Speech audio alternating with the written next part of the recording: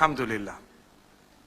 So you don't have to give up your faith because of people who have a warped understanding. No. Continue teaching the people that, look, I'm a Muslim. For example, I'm a Muslim.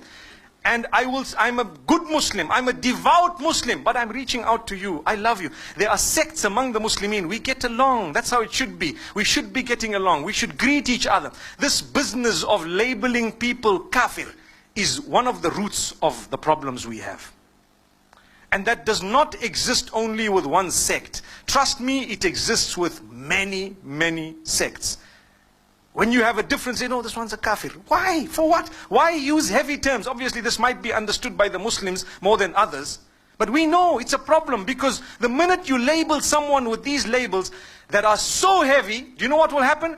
It creates a sense of going back to some rulings in the hearts of some of the Muslims. And you know the ruling of apostasy, for example. Some of them have made mention of some harsh rulings. The problem is the people start taking the law in their own hands. That's where the problem is. A few days ago, I saw a clip on YouTube. There is a singer called Junaid Jamshed. I don't know if you heard that name. What happened to him is, he's a Pakistani. In one of his talks, he was a singer. And he turned to the deen and he became a little bit more serious about his faith. But still, he was promoting something, saying something. In his statements, we are human beings. I'm sure we have a slip of the tongue now and again. It's normal. Look, I'm speaking to you without a paper. So it's definitely possible. In fact, I would have slipped up here and there, either linguistically. I might have said one or two things. I may not have finished what I started and so on. It's normal. Human beings, that's what we are. Someone picked something and said, this man is blasphemous against Aisha radiallahu anha. The man apologized and he did it publicly and he put it up on all forums. But 2 days ago, he landed at the airport in Lahore and a group of Muslims with big beards, they started beating him up. And they broke his glasses and they were hitting him. And he ran away as big as he is. And why? They said he's a kafir. He's an insulter of the Prophet. The man apologized a long time ago for the slip of the tongue. It was a statement that he made. He said something about Aisha radiallahu anha, whatever it was. And he acknowledged, look, it was a mistake. I read a narration. It was a false narration, whatever it was. But they beat him up.